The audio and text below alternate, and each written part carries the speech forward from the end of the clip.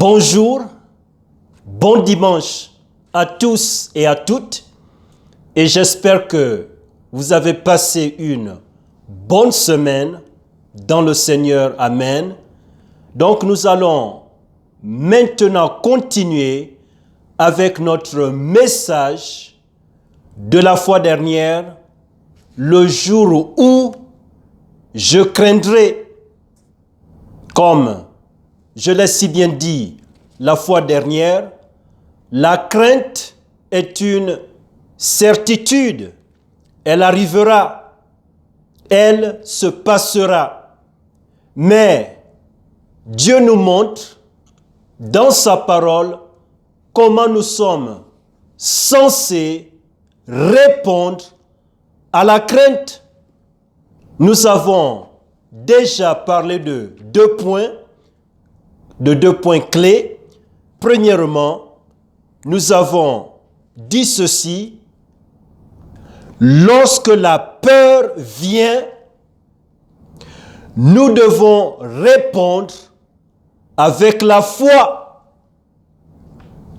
en continuant à gagner les âmes. Deuxièmement, nous avons aussi vu ceci: lorsque la peur vient, nous devons répondre avec la foi en commençant ou en continuant à louer Dieu. À louer Dieu. Et aujourd'hui, nous allons continuer avec deux autres points. Troisième point, lorsque la peur vient, nous devons répondre avec la foi en commençant ou en continuant à prier à Dieu.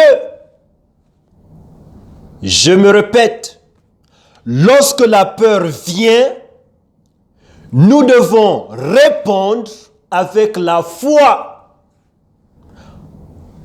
en commençant ou en continuant à prier à Dieu. La prière de Paul chassa l'esprit de divination, et nous l'avons déjà dit, l'esprit de divination était l'esprit qui avait habité cette jeune fille. C'était un esprit de serpent, c'était un esprit de python. Et c'était à cet esprit que Paul, l'homme de Dieu, s'était adressé. Il ne s'était pas adressé à la jeune fille possédée par cet esprit de python, de serpent. Paul s'était directement adressé à ce mauvais esprit maléfique, cet esprit de serpent, cet esprit de python. Et déjà, cela est fréquent en Afrique et même en Asie, et j'en suis sûr, en Europe et même aux États-Unis. Des personnes peuvent être possédées de ce genre d'esprit de divination.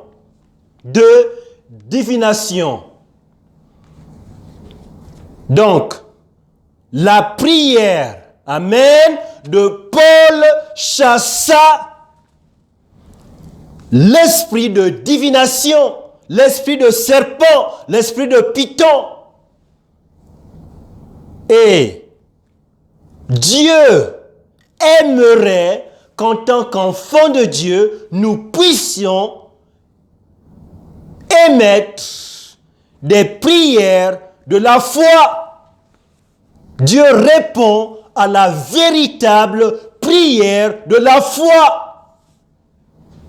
La prière de la foi envers Dieu est efficace. Elle est efficace.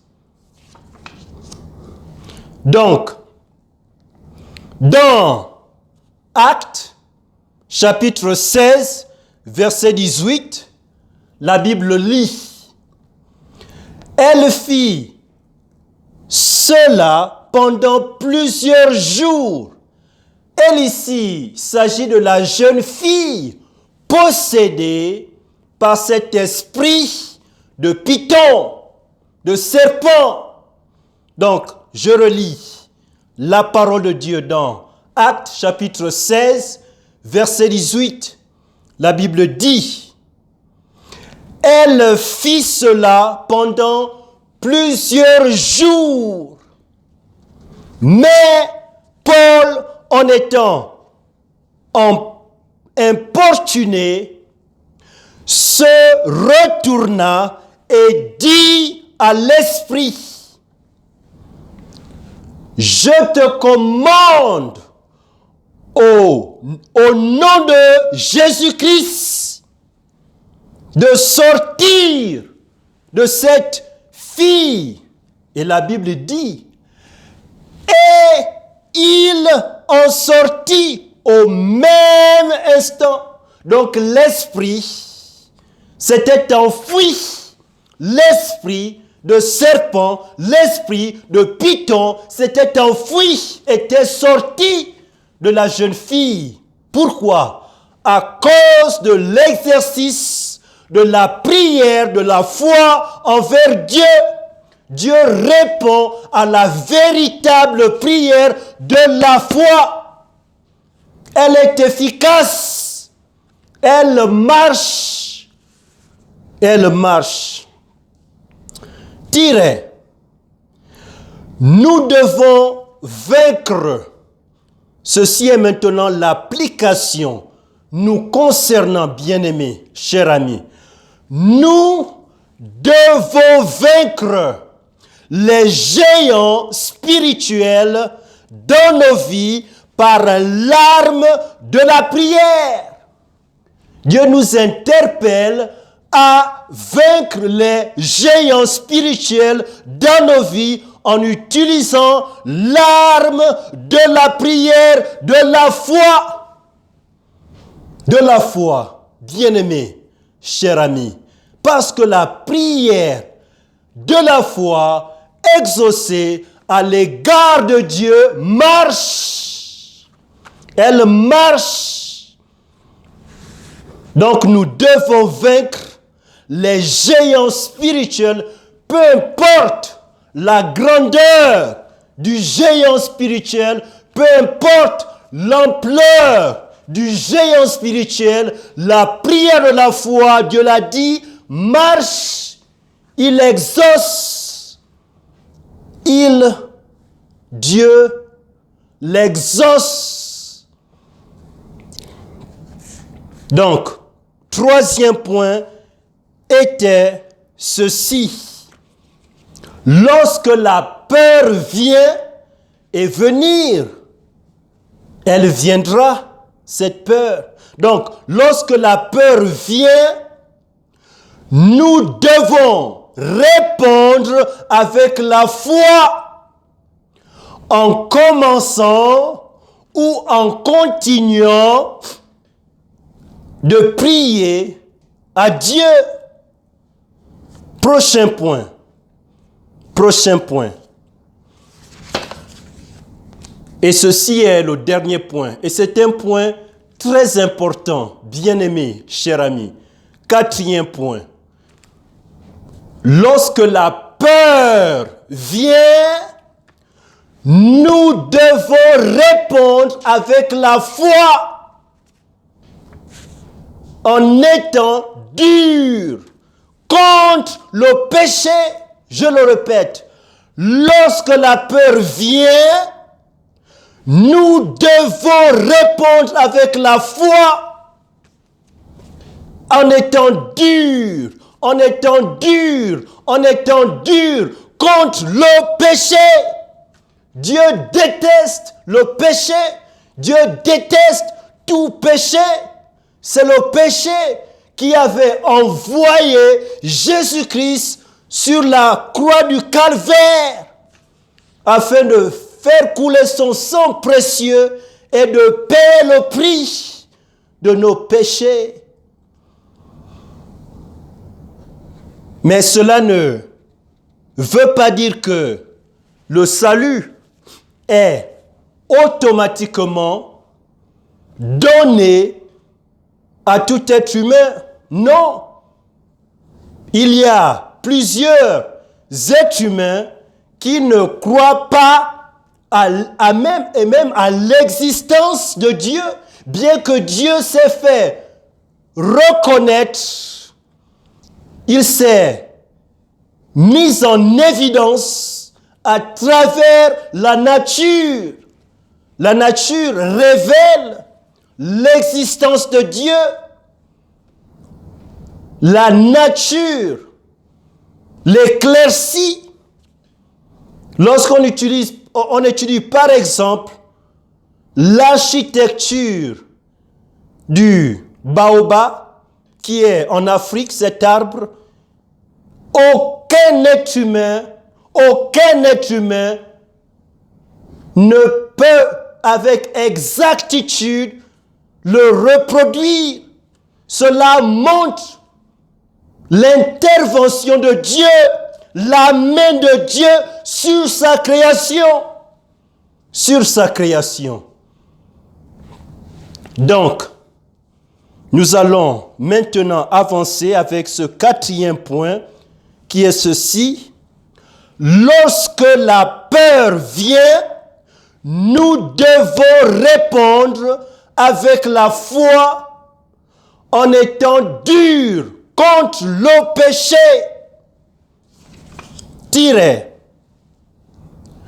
Nous ne pouvons jamais être trop durs envers le péché. Nous ne pouvons jamais être trop durs contre le péché. Nous ne devons jamais cesser d'être trop durs contre le péché, que ce soit l'alcool, que ce soit le mensonge, que ce soit la drogue, etc. Peu importe la nature, le genre, la quantité du péché, nous devons être durs contre tout péché. Et aussi, nous devons apprendre à séparer le péché de l'homme, de séparer le péché de la personne. Parce que Dieu le fait. La Bible a dit, car Dieu a tant aimé le monde. Et par le monde, Dieu parle de l'humanité, des êtres humains. Dieu nous aime, Dieu nous aime, Dieu nous aime. Raison pour laquelle il a envoyé son Fils unique, Jésus-Christ, afin de payer le prix que nous ne pouvons pas payer en mourant sur la croix du calvaire. Dieu nous aime. Bien-aimé, cher ami, Dieu t'aime. Prochain tiret. Nous devons apprendre à séparer la personne du péché. Nous devons le faire, apprendre à le séparer. Dieu aime la droiture. Ainsi donc, nous devons aussi aimer la droiture. Dieu déteste l'iniquité. Dieu déteste le péché. Dieu déteste tout péché. Dieu déteste tout péché. Ainsi donc, nous devons aussi détester tout péché. Parce que le péché, il est coûteux. Il est coûteux. Bien-aimés, chers amis, nous ne devons pas danser aux alentours du péché. Nous ne devons même pas venir en bordure du péché. Nous devons rester aussi loin que possible de tout péché. Parce que le péché est coûteux. Il coûte si cher. Si cher. Amen. Donc, dans Hébreux, chapitre 1, verset 9, la Bible nous parle de l'attitude de Jésus-Christ, de l'attitude du Fils de Dieu, de l'attitude du Sauveur du monde. Lisons maintenant la parole de Dieu. Amen. La Bible lit. Tu as aimé la justice, ce qui signifie aussi la droiture. Et la Bible nous parle de Jésus-Christ. Je reprends. Tu as aimé la justice et tu as haï l'iniquité. C'est pourquoi, ô Dieu, ton Dieu t'a oint d'une huile de joie au-dessus de tes semblables. Amen. Donc ici, il est question de Jésus-Christ. La Bible parle de Jésus-Christ, fait référence à Jésus-Christ comme étant Dieu. Parce qu'il est, lorsqu'il avait marché la terre, il était Dieu dans la chair. Amen. Dieu avec nous. Amen. Dieu avec nous. Donc, nous avons d'abord, premièrement, parlé de ceci. Lorsque la peur vient et venir, elle arrivera. Nous devons répondre avec la foi. Comment? En continuant à gagner les âmes. Nous sommes des pécheurs. Des pécheurs. Des hommes. Comment? Avec l'évangile de Jésus-Christ. Parce que l'évangile de Jésus-Christ a la puissance de sauver toute âme. Toute âme. L'évangile de Jésus-Christ a la puissance de sauver toute âme. Jésus-Christ est le chemin. Il est l'unique chemin. C'est la foi complète en Jésus-Christ qui sauve l'âme. La croyance, la foi dans l'évangile. Croire de tout cœur que Jésus-Christ est mort pour tes péchés. Mets cela ou rends cela personnel. À l'instant que tu le fais de tout cœur, au moment même où tu déposes ta foi dans l'œuvre achevée de Jésus-Christ, de croire de tout cœur qu'il est mort pour tes péchés, qu'il a payé le prix de tes péchés, c'est à cet instant même, à ce moment même, que tu naîtras de nouveau, que tu deviendras enfant de Dieu, que tu deviendras chrétien. L'unique manière. Amen. Donc, nous avons aussi parlé du fait que la peur viendra et lorsqu'elle arrive, nous devons commencer, si déjà en tant que chrétien, tu n'avais pas l'habitude de véritablement louer Dieu, commence maintenant. Fais-le. Loue-le de tout cœur. Mais si tu avais déjà commencé, que tu avais arrêté, continue à le louer.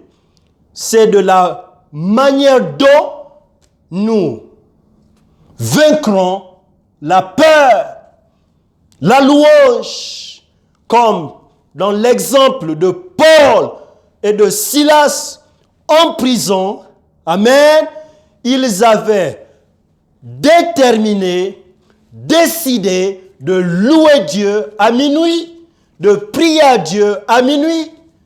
Et Dieu avait fait éclater sa gloire. Dieu avait opéré un miracle en envoyant un tremblement de terre qui les avait tous et toutes, tous les prisonniers, qui les avait rendus libres, donné la liberté. Pourquoi? Parce que Paul et Silas avaient décidé de louer Dieu. Ils avaient décidé de prier à Dieu. Et voilà comment Dieu avait opéré un grand miracle. Amen. C'est ainsi donc, bien-aimés, chers amis, que nous sommes censés vaincre la peur lorsqu'elle arrive. Lorsqu'elle arrive. Et en troisième point, nous avons parlé du fait que la prière de la foi vaincra la peur. La véritable prière de la foi. Dieu l'exauce, il exauce, amen. Il exauce la prière de la foi, la véritable prière de la foi. Dieu l'exauce. Dieu l'exauce. Et enfin, nous avons vu ceci, que lorsque la peur vient, nous devons répondre avec la foi en étant dur contre tout péché. Tout péché. Tout péché. Amen. Et il est très important que nous apprenions à séparer la personne du péché. C'est ainsi d'où naîtra la compassion lorsque tu apprends à séparer l'individu du péché. Notre colère doit se diriger vers le péché, pas vers l'individu, pas vers la personne, mais vers le péché. Par exemple, si tu connais quelqu'un dans ta famille qui a des problèmes de drogue, tu ne dois pas exercer ta colère contre cette personne. Non, non, 1000 fois non, 1000 fois non, non. Tu dois diriger ta colère, ta haine contre ce péché qui est la drogue. La drogue détruit beaucoup de personnes. La drogue a détruit beaucoup de familles, beaucoup de personnes, beaucoup d'individus. C'est pourquoi nous devons toujours et toujours diriger notre haine, notre colère contre le péché qui détruit la vie de l'individu. Amen. Le péché qui détruit la vie de l'individu. Bien-aimé, cher ami, je suis sûr que Dieu t'a parlé aujourd'hui. Peut-être qu'en ce moment tu es prisonnier ou prisonnière de la peur. La peur est maintenant devenue un géant dans ta vie que tu préfères rester à l'intérieur des 4 murs de ta maison au lieu d'aller là où les gens se trouvent et de prêcher, annoncer l'évangile de Jésus-Christ. Nous avons cette responsabilité, bien-aimés, chers amis. Dieu nous a octroyé ce devoir en qualité de chrétiens et de chrétiennes, en qualité de fils et filles de Dieu, en qualité d'enfants de Dieu. Aucun homme ne peut s'imposer à Dieu, se tenir entre nous et la volonté de Dieu. Nous devons toujours nous mettre du côté de l'Éternel, comme Jean et Pierre l'avaient fait en s'adressant aux autorités de leur temps, de leur jour, Amen. Donc, peut-être qu'en ce moment, tu as des questions par rapport à ton éternité. Tu ne sais pas où tu passeras l'éternité. Alors, si tel est le cas, je vais maintenant te conduire dans une simple prière. Et la prière n'est pas magique. La prière est simplement fondée sur l'évangile du salut, sur l'évangile de Jésus-Christ. Donc, si tu te retrouves maintenant, tu as des questions sérieuses, fondamentales par rapport à ton éternité, je vais maintenant t'aider à invoquer, à appeler le nom de Jésus-Christ pour qu'il te sauve et te donne une demeure éternelle au paradis. Prions maintenant. J'aimerais que tu répètes après moi, comme tu signifies ces paroles de tout cœur. Prie, je t'en prie, prie après moi. Père éternel, je sais que je suis un pécheur coupable, méritant de passer mon éternité en enfer. Mais je sais aussi que Jésus-Christ est mort pour moi, qu'il a payé le prix si cher de mes péchés. Je crois qu'il a été enseveli et après 3 jours a ressuscité des morts. Alors, aujourd'hui et maintenant, je décide de mettre ma foi en Jésus-Christ seul, en rien d'autre, mais Jésus-Christ seul, comme mon seul, unique et véritable Sauveur. Merci Jésus-Christ de m'avoir aujourd'hui pardonné tous mes péchés et de m'avoir donné une demeure éternelle au paradis. Au nom puissant de Jésus-Christ. Amen. Alors, mes félicitations, c'est la plus importante décision qu'une personne puisse faire. Amen. Alors, mes félicitations encore.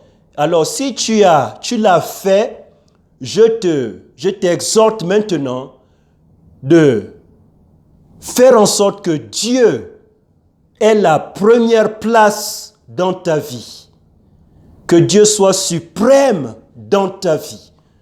Et ensuite, je t'invite aussi à maintenant lire la parole de Dieu au quotidien.